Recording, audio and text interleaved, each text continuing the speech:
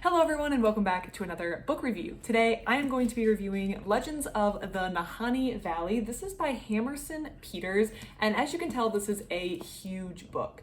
So for a while now, I have been on the hunt for a good collection of mythology, folklore, general history, legends from the Northern Canada region, and Hammerson Peters delivered with this book. This was a fantastic, fun read. It is over 500 pages and it includes history, so actual factual history from both the First Nations that live in the area, the Dene people, I hope I'm saying that correctly, as well as gold rush people who came in for gold rushes, fur traders, and other people who were in the area from Western places, as well as legends that grew up, myths that have come about, how stories have kind of extrapolated out of control, legends, folklore, and a touch of cryptozoology. So we have the whole span of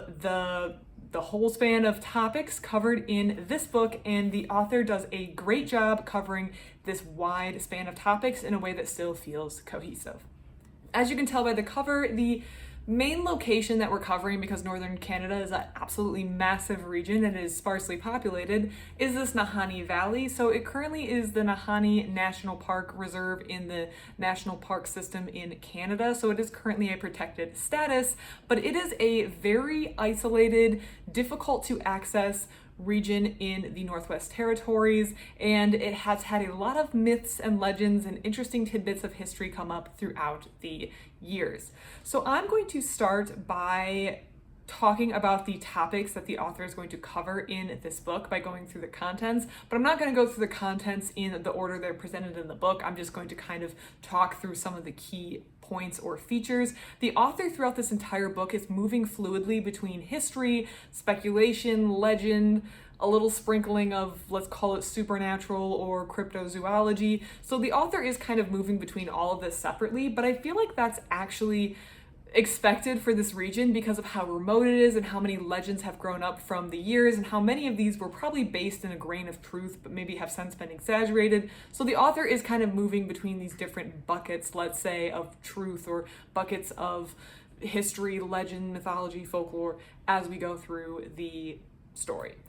So maybe the story that is best known, or the region this area is best known for, is the Headless Valley. So perhaps you've heard of that, and maybe that's why you found this video. So there have been a number of people, particularly white prospectors, who have been in the region looking for gold, because this was an area that was believed to have gold, who have wound up being missing, and then when they're discovered, they're deceased and they have their head missing. And of course, no one really knows what happened to them, and these cases are so old with no eyewitnesses that it's unlikely that we're ever going to know what happened to them. Perhaps there was someone who was killing people in the valley. Perhaps there was an animal that took the head off after natural causes. We're not sure. But the best known story I think that illustrates this Headless Valley myth is the MCL Brothers. So this is a group.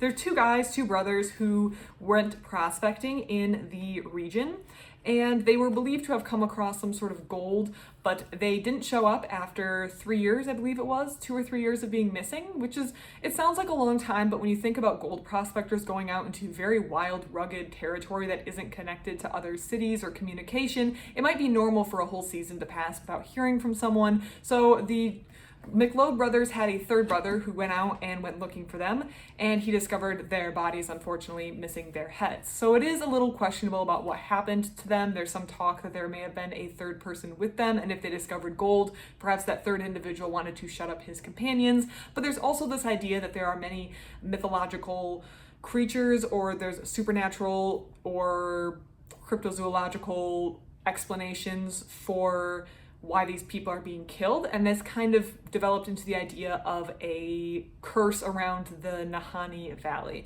And this curse is not just from white prospectors who are going in. There seems to be a level of fear, I don't know if fear is the right word, but there's a healthy level of respect from the First Nation people about this valley as well. So there is that's playing in and feeding these legends, especially when people start showing up without their heads. The MCL Brothers were not the first, well, I don't know if they were the first. They were not the last, and they're not the only peoples who have died under mysterious circumstances in this valley. We have many other people who are showing up without their heads. We also have people who are found close to building a fire but frozen to death. We have people who are found with their houses burned down. So there's an aura of mystery around this and why all these people are going missing. You could take the more academic, practical, what was his name? Occam's razor. The most simplest solution is probably the correct one, if I'm remembering my 7th grade science correctly. Maybe all these people were just killed by their prospecting companions when they discovered gold because the prospector companion did not want to share. Maybe it was just killed by someone else who was living in the valley who didn't like someone else being that close. So there was a number of possible solutions, but also there's this idea that there are many creatures or tribes that are believed to have lived there by the First Nations people who maybe also are fueling this discussion on what happened to these individuals. There's other legends that have come up, and a lot of these, the author takes time to delve into why these legends came up. So White Queen, the idea that there was a tribe in the area that was led by a white woman, and also the Tropical Valley, the idea that there is a mysterious valley in the Nahanni Valley, a mysterious area that is tropical and warm and a paradise. And Hammerson Peters takes time to dig into the actual facts of both of these and show that they, again, like most things, started with a kernel of truth. There's like geothermal vents that have hot springs, or there's hot water that's coming up in regions that keep areas warmer, and this kind of has ballooned into this tropical valley idea. The White Queen idea, he traces back to individuals and people where the legend came from. And you can also see how people coming out of the wilderness, going to a trading post, talking about their stories and how those stories could be embellished or spread or just changed as the retellings went on until you have these fantastical legends that come out of the valley. I think also the remoteness kind of contributes to this because it's not really easy to fact check. If I tell you that there is a magical wizard who lives next door to me, well, I live in a city, so it'd be pretty easy to verify if that was true. Or there was a 7-foot giant who, I don't know, worked at the local restaurant. You could verify that, but it's harder to verify these things that somewhere in this valley that's relatively unexplored, relatively unmapped, not a lot of people go there, there's a tropical valley. That's a little bit harder of a statement to verify because of the remoteness of it. So I felt like that contributed to some of these.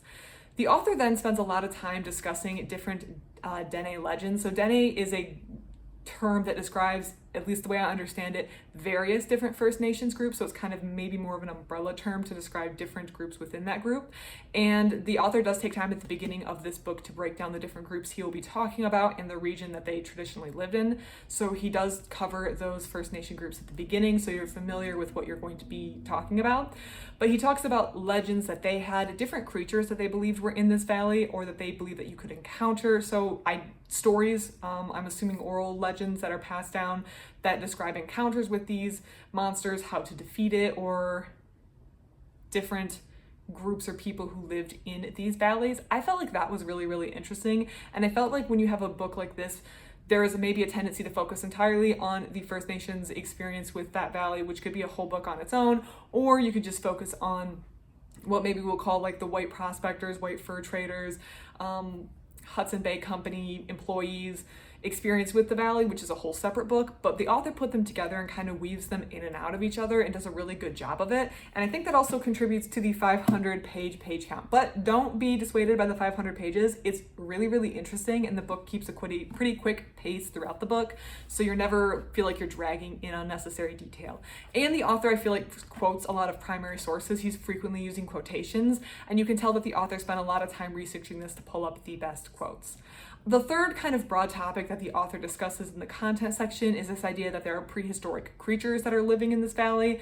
This one is probably more or less debunked, but the idea that mammoths or different wolf combinations or different animals exist in this valley that haven't been discovered is something that has come up again and again throughout the years. He discusses how different First Nation groups have legends or stories about encountering animals that are very clearly seen to be woolly mammoths. And to be fair, that's not entirely like something, woolly mammoths and humans have overlapped in human history. So it's not like an unheard of story, but the fact that woolly mammoths are still living in that valley that remains to be seen, but I'm going to put my money on the fact that there are no woolly mammoths living in the Nahanni Valley. But if I'm proven wrong, that would be very, very cool.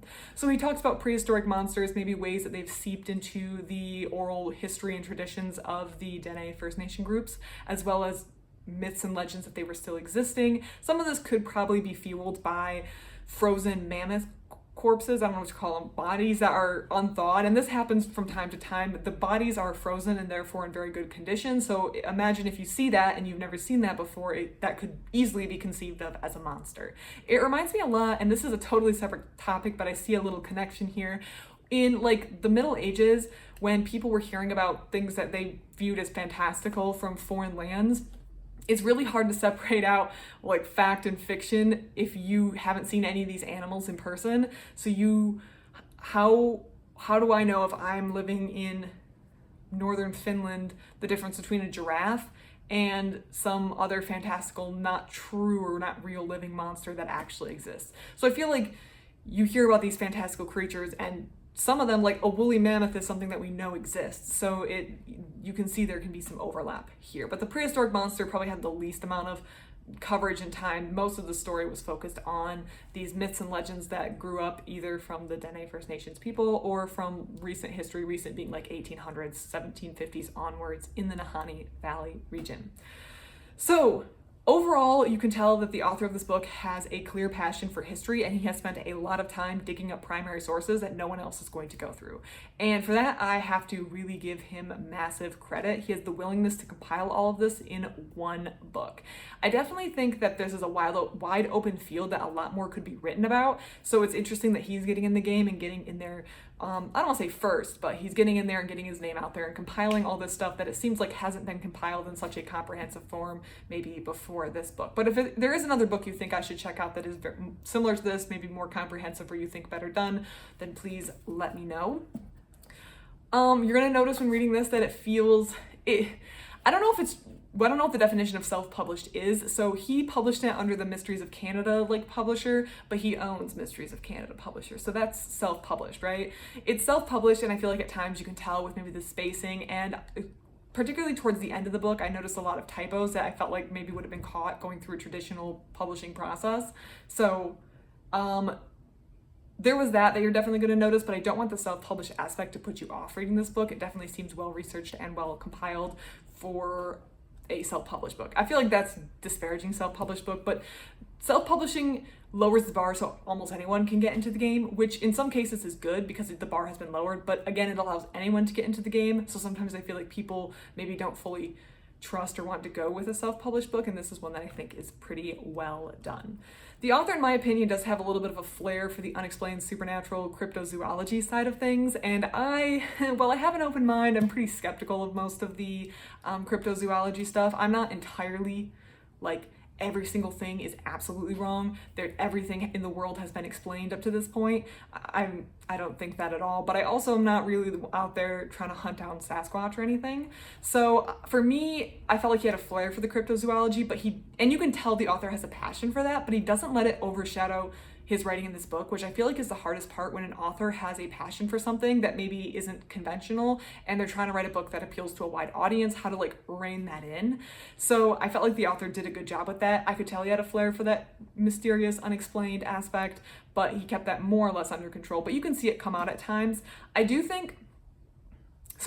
mind that. I do think that those who want a strictly academic reading of this region might be a little turned off by this book for that reason, because he does entertain ideas that maybe someone from a strictly academic perspective won't bother entertaining. Again, I didn't mind it. I think most people wouldn't mind it, but if you are looking for something that's just facts and isn't willing to entertain anything outside the realm of established science at this point, then this book might be a little annoying in that regard, and you might have some bones to pick with the book in that regard. But overall, I love the range, I love the stories, I like the layout, I like everything about this book.